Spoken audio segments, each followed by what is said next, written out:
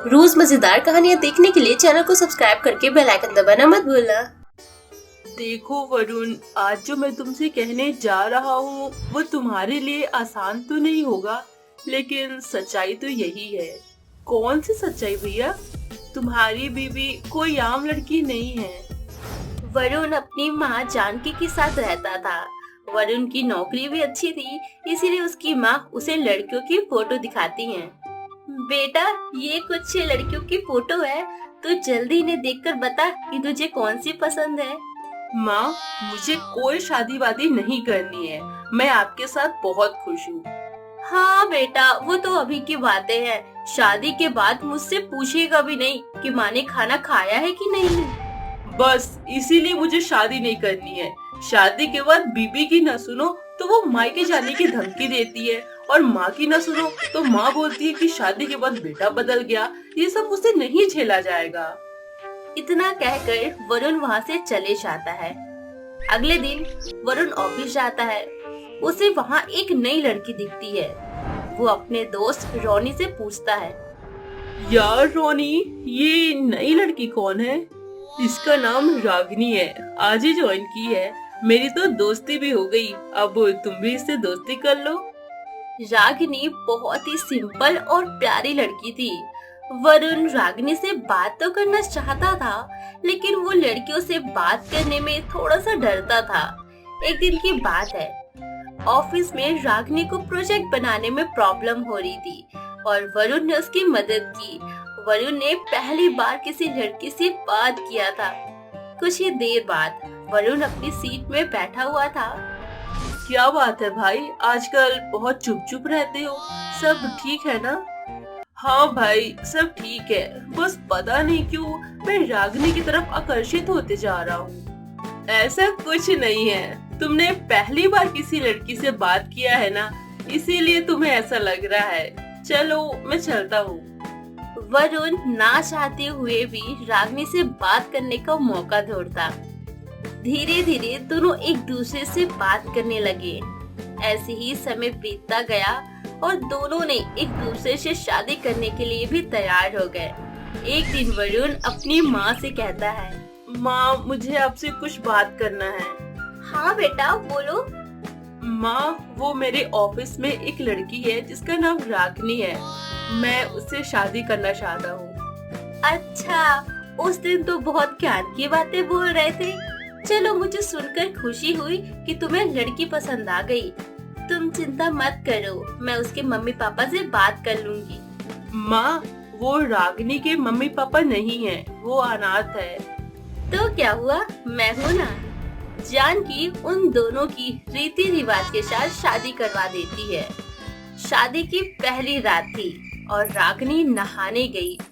थोड़ी देर बाद जब वो नहाकर आती है, उसके बाद वरुण नहाने जाता है तो वो देखता है कि बाथरूम के फर्श में सांप की त्वचा पड़ी हुई है। ये देखकर वो बहुत डर जाता है। रागिनी, रागिनी, तुम ठीक तो हो ना? हाँ, मैं ठीक हूँ, लेकिन आप इतने घबराए हुए क्यों लग रहे हो? वो मैंने फर्श में सांप की त्वचा पड़ी हुई देखी। तुम्हें इसके बारे में कुछ पता है क्या? नहीं, मुझे इसके बारे में कुछ नहीं पता। अरे, तुम घबरा क्यों रही हो? चिंता मत करो, वो सांप चला गया होगा। चलो सो जाते हैं। और आप नहाओगे नहीं क्या? अब मैं कल ही नहाऊंगा। चलो सो जाते हैं। दोनों सोने चले जाते हैं।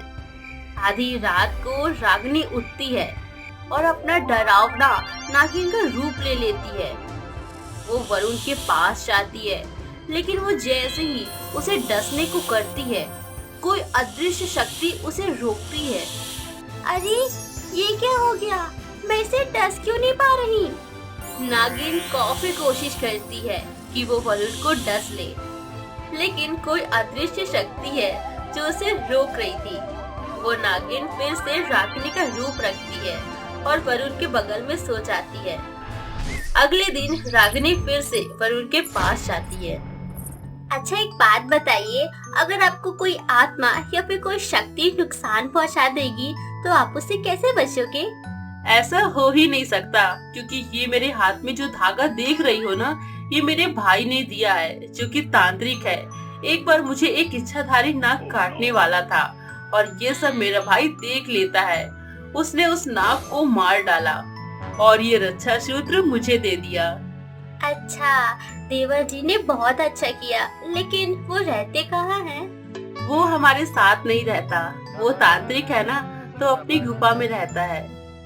लेकिन ये बहुत गंदा हो गया है, इसे निकाल दीजिए और देवर जी से दूसरा धागा मांग लीजिए। हाँ, ये सही रहेगा। रागिनी उस धागे को काटने जाती है, लेकिन जैसे ही वो उसे छूती है उसे झटका लगता है। क्या हुआ? तुम ठीक तो हो ना? शायद मुझे चक्कर आ गया है। कोई बात नहीं, मैं इसे निकाल देता हूँ। वरुण उसे खोलने की काफी कोशिश करता है, लेकिन नहीं खोल पाता। नहीं खुल रहा है। शायद ये धागा भी मुझसे अलग होना नहीं चाहता। अगले दिन वरुण ऑफिस जा रहा होता है तो उसे बीच सड़क पे एक कुत्ता का बच्चा बैठा हुआ दिखता है। मुझे इसे बचाना होगा, वरना ये किसी गाड़ी के नीचे आ जाएगा।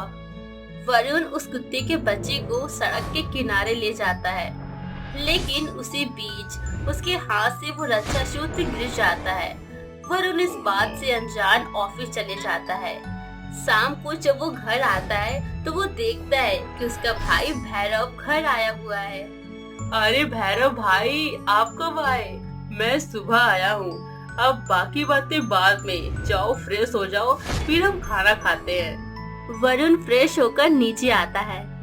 सब साथ में बैठकर खाना खा रहे थे, तभी रागिनी की नजर वरुण के हाथ में पड़ती है। इसके हाथ में धागा नहीं है, शायद इसने मेरी बात मान ली। चलो अच्छा ही हुआ। सब खाना खाकर सोने चले गए। रागिनी नागिन का रूप लेकर वरुण के कमरे में जा रही थी और ये भैरव देख लेता है। वो अपनी बीन लेकर आता है और बजाने लगता है।